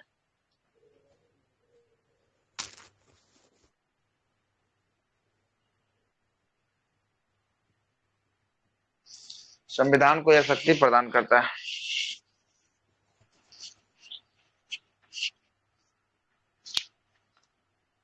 तेरह हम आपको बताए हैं, 13 में आपको हम जब 13 पढ़ा रहे थे उस समय आपको बताए थे। 13 याद है कि नहीं को, तो बताइए। कहता है कि अगर कोई ऐसा कानून बनाया जाए जो मौलिक अधिकार का जो है कि उल्लंघन करे या खंडन करे या उसे काटा जाए, तो ऐसा कानून वैलिड नहीं होगा, अनवैलिड कर दिया जाएगा। 13 में यही बात बोला गया है, बिल्कुल सही बोले, है ना। वैसे ही आपको 32 में भी बोला गया है, 5 प्रकार के हितों के बारे में चर्चा किया गया है। वैसे 131 से 136 के बीच जो है कि आपको बातों को रखा गया है, 143 में भी रखा गया है ना। 145, 226, 246 और 372 आदि अनुच्छेदों में जो है कि आपको ये शक्ति प्रदान किया गया है। लेकिन अगर आपसे पूछेगा न्यायिक पूर्णावलोकन तो 139 वाले को लगा दीजिएगा, वही वाला आपको ऑप्शन में रहेगा 139 वाला। ठीक है,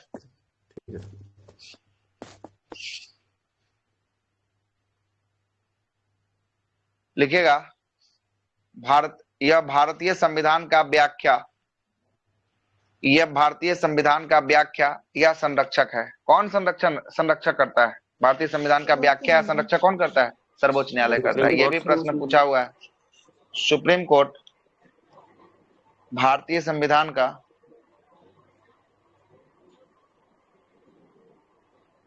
संरक्षण और व्याख्या करता है, व्याख्या करता है। हो गया, सर्वोच्च न्यायालय खत्म, सर्वोच्च न्यायालय खत्म हो चुका है।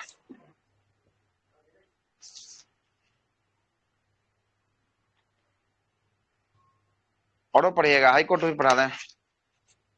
ब्रेक ले लिया जाए। जैसा बोलिए, तो 45 हो चुका है। 3:15 बजे तक क्लास चलेगी, है ना? आधे घंटे का है समय, बोलिएगा तो भेज देते हैं हाई कोर्ट को। आइए, हाई कोर्ट छोटा है, आधे घंटे में लगभग खींच ही देंगे, है ना?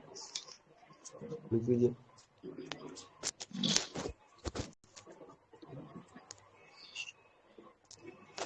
हेडिंग लगाइएगा हाई कोर्ट।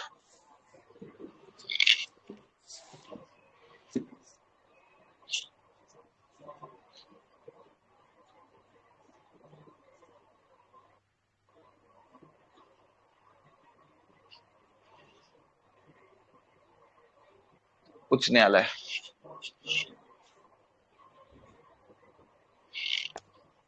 चर्चा किसमें होगा? भाग 6 में होगा। जी, अनुच्छेद भी लिख लीजिएगा, अनुच्छेद 214 231 214 से 231 तक, 31 तक ये रहने वाला है। देखिएगा, यह राज्य का सबसे बड़ा न्यायालय होता है, यह राज्य का सबसे बड़ा न्यायालय होता है हाई कोर्ट। इससे ऊपर जाएगा तो फिर आपको सेंट्रल के लिए जाना पड़ेगा, तब आपको कहाँ चले जाएगा? सुप्रीम कोर्ट चले जाएगा, सुप्रीम है ना? कोर्ट। ये राज्य का सबसे बड़ा न्यायालय होता है।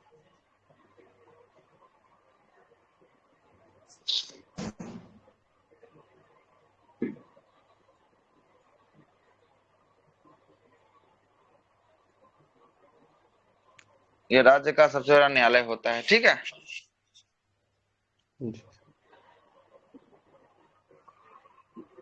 लिखिएगा अनुच्छेद 214 में, आर्टिकल देखिए, ऐसे लिखिएगा 214 में राज्यों के लिए हाई कोर्ट होगा, इसका वर्णन है।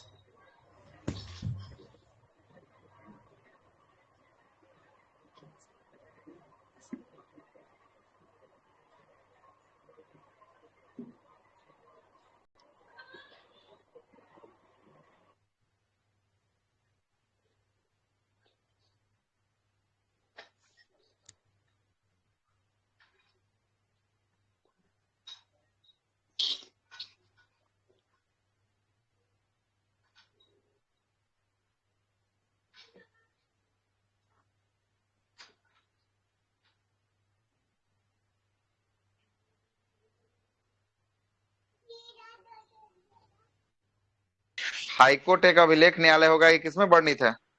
215। 215 में हाईकोर्ट एक अभिलेख न्यायालय है, इसका वर्णन है। लिखिएगा 216।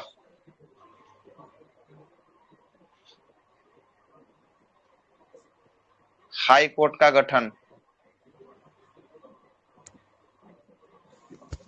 हाई कोर्ट का गठन करना।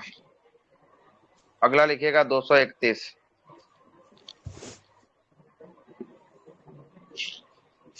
दो या दो से अधिक राज्यों के लिए एक हाई कोर्ट होगा।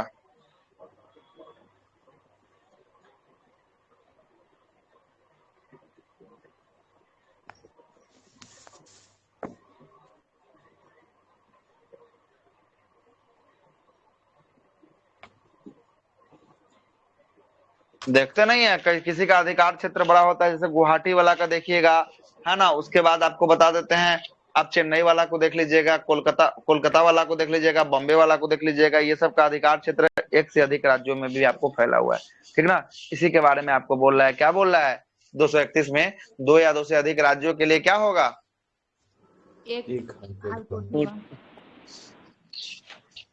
लिखिएगा हाई कोर्ट में न्यायाधीश।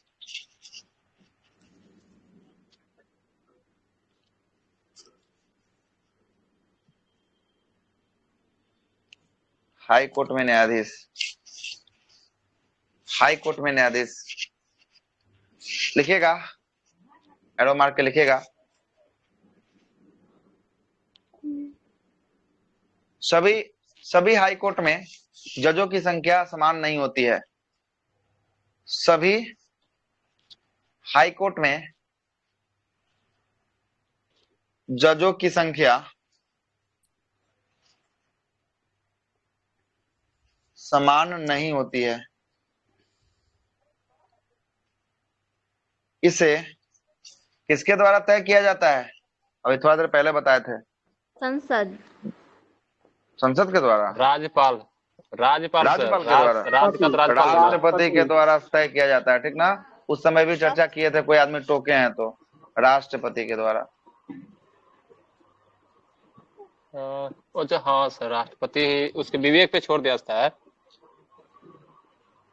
किया जाता है। मतलब किस राज्य में कितना न्यायाधीश होगा इसकी संख्या कौन तय करता है, इसकी संख्या करते हैं कौन, राष्ट्रपति तय करते हैं। लेकिन सर्वोच्च न्यायालय में न्यायाधीशों की संख्या क्या होगी इसके बारे में वर्णन कौन तय करता है, इसके बारे में संसद इसमें संसद करता है। कौन करता है, संसद करता है, ठीक है, याद रखिएगा। आइएगा न्यायाधीशों की नियुक्ति लिखिएगा, न्यायाधीशों की नियुक्ति। अच्छा यहाँ पे एक मिनट हो गया, तो थोड़ा सा देख लेते हैं। उच्च न्यायालय, ठीक है, ठीक है, ठीक है। यहाँ पे लिखिएगा, एक और नोट डाल के लिखिएगा। अभी देश भर में 25 हाई कोर्ट है, 25 हाई कोर्ट है। अभी देश भर में 25 हाई कोर्ट है। 2 मात्र केंद्र शासित प्रदेश ऐसा है जिसका खुद का हाई कोर्ट है। 2 मात्र केंद्र शासित प्रदेश ऐसा है जिसका खुद का हाई कोर्ट है। 2 मात्र ऐसा केंद्र शासित प्रदेश खुद का है जिसका खुद के पास अपना हाई कोर्ट है। कौन कौन है 2 जरा दिमाग लगाइए तो जरा देखें आप लोग का कहाँ कहाँ काम कर रहा है। दिल्ली का, जम्मू कश्मीर ना शायद। चलिए बहुत बेहतरीन, एक जम्मू कश्मीर, दूसरा दिल्ली, ठीक ना, दूसरा जम्मू कश्मीर, पहला दिल्ली, ठीक है, पहला जम्मू कश्मीर।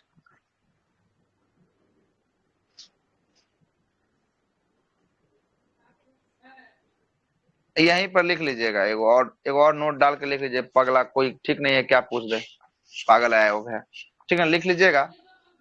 सर्वाधिक जजों की संख्या प्रयागराज हाई कोर्ट में है 76। सर्वाधिक जजों की संख्या प्रयागराज में 76 को न्यायाधीश है यहाँ पे। मतलब 75 को होगा अन्य, एक हो जाएगा मुख्य। हाँ 76 को यहाँ पे इलाहाबाद है। अरे उसी को ना कहते हैं इलाहाबाद प्रयागराज, उसी को तो प्रयागराज बोलते हैं, नया नाम है।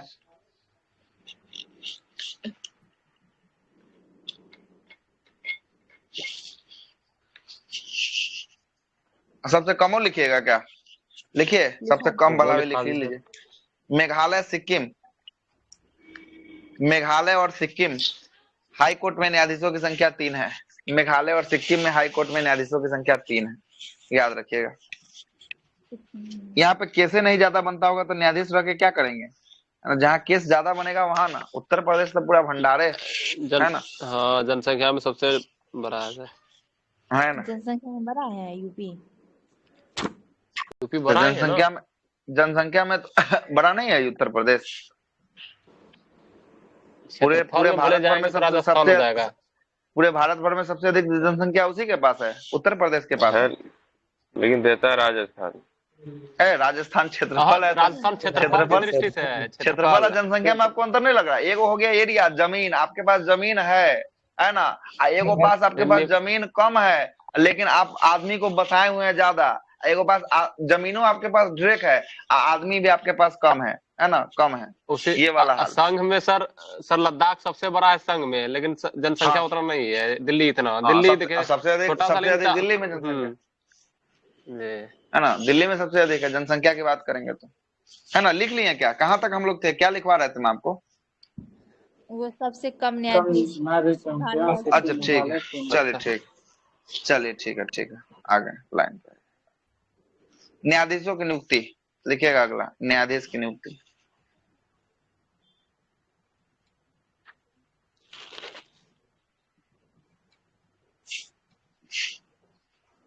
अनुच्छेद 217 में नियुक्ति कौन करता है इसका? राष्ट्रपति सर। है राष्ट्रपति द्वारा, राज्यपाल यहाँ पे कहीं नहीं आएगा, ठीक है।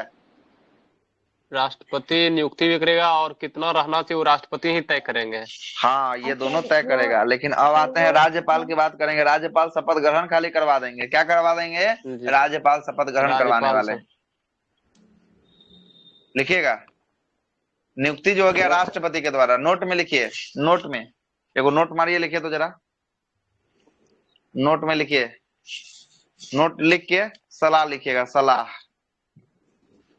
फिर ऐसे लाइन मार के तब सलाह के आगे लिखिएगा। जजों की नियुक्ति के लिए, जजों की नियुक्ति हाई लिखा, ऐसे नहीं लिखिएगा। हाई कोर्ट में जजों की नियुक्ति के लिए, हाई कोर्ट में जजों की नियुक्ति के लिए, हाई कोर्ट में जजों की नियुक्ति के लिए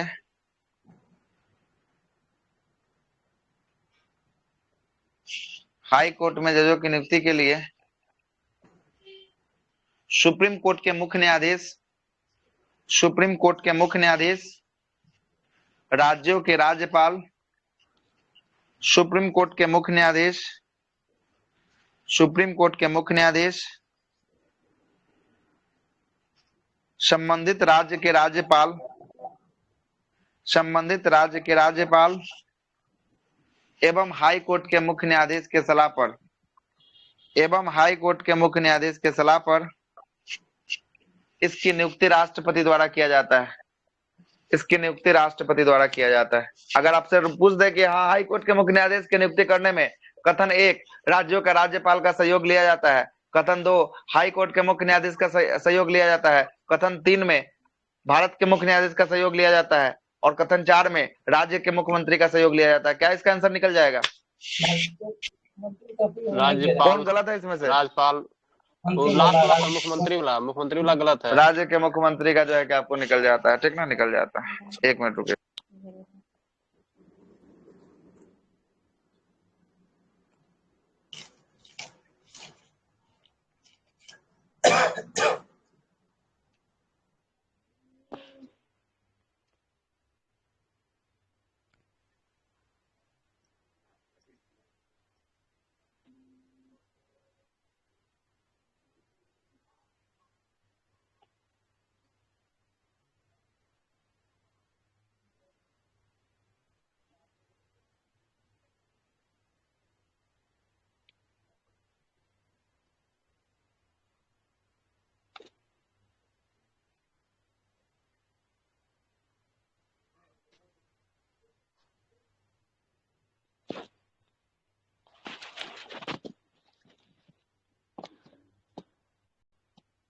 चलिए ठीक है, क्या आंसर निकाल दिए थे उसका आप लोग? राज्य का मुख्यमंत्री सर, ये गलत था। राज्य के मुख्यमंत्री, ठीक है, गलत ये था।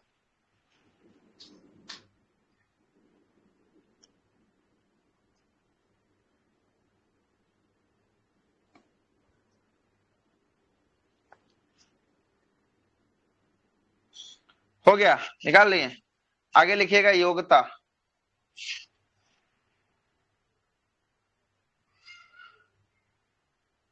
योग्यता क्या क्या होनी चाहिए इनको बनने के लिए? योग्यता लिखिएगा, योग्यता।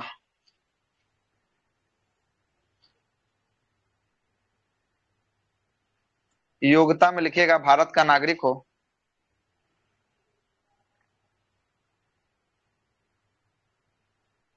नागरिक हो। दूसरा में लिखिएगा 10 वर्ष न्यायाधीश होना चाहिए, न्यायाधीश रह चुका हो।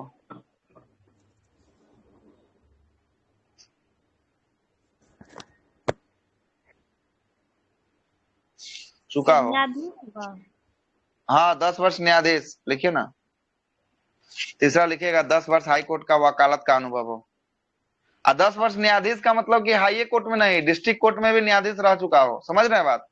नहीं तो 10 जी साल सर। किसका अनुभव होना चाहिए, 10 साल जो है कि अनुभव वो होना चाहिए अधिवक्ता, हाई कोर्ट के, हाई वकील, कोर्ट के जो है कि आपको वकील का अनुभव होना चाहिए। वकील। वकालत कर, वकील का अनुभव हो, वकील की जगह वकालत कर लीजिए। वकील तो वो आदमी हो गया, वकालत में सब आ गया। वकालत करने का मतलब कि सब गुण उसके पास है ना, है। 10 वर्ष किसका अनुभव होना चाहिए, वकालत का अनुभव होना चाहिए। आगे लिखिएगा योग्यता के बाद आगे लिखिएगा शपथ। इसका शपथ ग्रहण कौन करवाएगा, राज्यपाल। राज्यपाल। और लिखिए त्याग पत्र। त्याग पत्र कौन देगा, किसको देगा, राष्ट्रपति को। प्रेसिडेंट। राष्ट्रपति। राष्ट्रपति साहब को देगा। आगे लिखिएगा कार्यकाल। कार्यकाल कितना होता है इसका, ये 62 62 होता है सुप्रीम कोर्ट का 62 65। वर्ष। बस 62 वर्ष इसीलिए रखा गया है कि 3 साल कहाँ जाए, फिर 3 साल जो है कि आपको सुप्रीम 62, कोर्ट। यहाँ पे 65 कर देता तो फिर सुप्रीम कोर्ट जा नहीं पाता, इसलिए इसको 62 साल जो है जी। कि इसका कार्यकाल रखा है। मैक्सिमम कितना साल तक होना चाहिए, 62 साल तक आप काम कर सकते हैं। उसके बाद आप रिटायर होइएगा यहाँ से तो सुप्रीम कोर्ट से बुलाहट आएगी तो आप फिर सुप्रीम कोर्ट जाइएगा 3 साल के लिए, जी, ठीक ना। जी, अगर जी। पहले ही आ गया, वकालत आ गया पहले ही, तो आप पहले भी जा सकते हैं, है ना। आगे लिखिएगा हटाने की प्रक्रिया, इसमें ही महाभियोग चलेगा। महाभियोग या महाभियोग जैसी प्रक्रिया सर। हाँ महाभियोग जैसी प्रक्रिया। महाभियोग एक मात्र हम आपको बताए हैं कि एक मात्र राष्ट्रपति, उसके बाद राष्ट्रपति में। जहां भी आए ना उसके में सब में लगाए महाभियोग जैसी प्रक्रिया, हटाने की प्रक्रिया महाभियोग जैसी।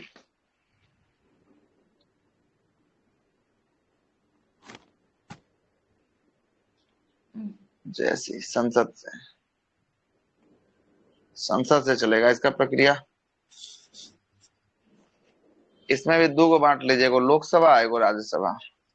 लोकसभा की बात करेंगे, लोकसभा से इसमें भी 100, राज्यसभा से इसमें भी कितना, जितना हाई कोर्ट में सुप्रीम कोर्ट में देखे थे 50। दोनों जगह से सिग्नेचर जो है कि करवा कर वैसे सेम कॉन्सेप्ट हटाने का इसका भी है, ठीक ना। सेम कॉन्सेप्ट जो है कि आप इसमें भी हटा सकते हैं इसका, ठीक ना, हटा सकते हैं सेम कॉन्सेप्ट के माध्यम से, ठीक है।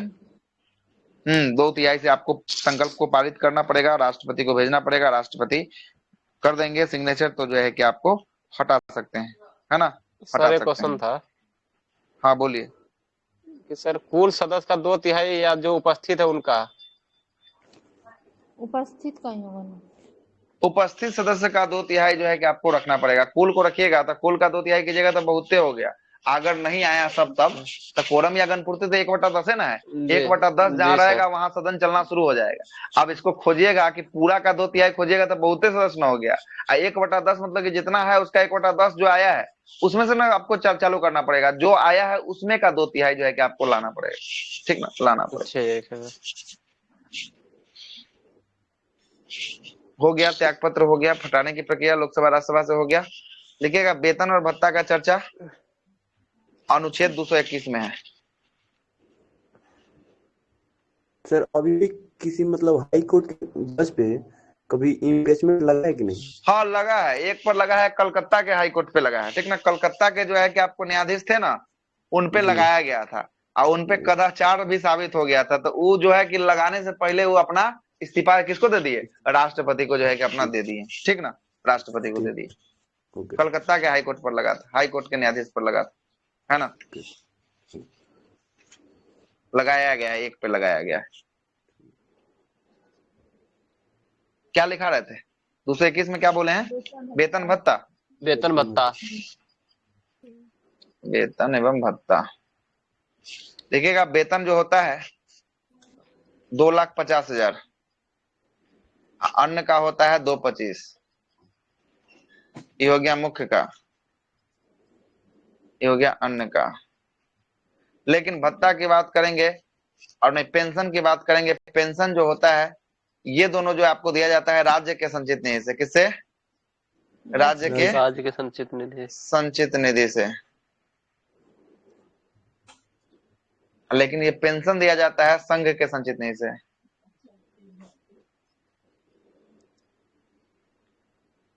सर ये जो पेंशन वो भरित होता है संचित निधि पर कि संचित निधि से दिया है? क्या संचित निधि से भारित मतलब करने का मतलब नहीं है, भारित मतलब भार उठाना, मतलब उसी से निकाल के इसको खर्चा दिया जाएगा, समझ रहे हैं ना, भारित मतलब कि वही मतलब हुआ।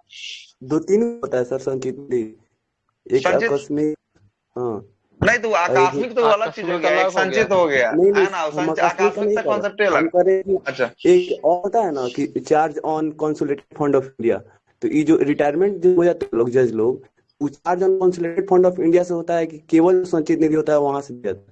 कि संचित निधि नहीं होता सर, कि संचित अगर देना है तो संचित उसके लिए निधि आपको वही लिखा है कि संचित निधि से इसका जो है कि भारित किया जाता है, मतलब भारित करने का मतलब समझ रहे हैं, भारित करने हाँ का समझ मतलब जो इसका खर्च जो हुआ ना, ये जो इसका पेंशन मिलेगा वो भारत के संचित निधि से जो है कि आपको दिया जाएगा। लेकिन वेतन और भत्ता जो है कि इसको मिलेगा कहाँ के, तो जिस राज्य में ये कार्य कर रहा होगा जिस समय, उस राज्य के संचित निधि से जो है कि इसका दिया जाएगा, ठीक ना। इसके बारे में जो है कि आपको चर्चा जो है कि आपको देखने को मिलता है ना। ठीक। लिखेगा अनुच्छेद नंबर 222 में, अनुच्छेद नंबर 221 तक लिखा दिया, 222 में लिखेगा न्यायाधीशों का हस्तांतरण।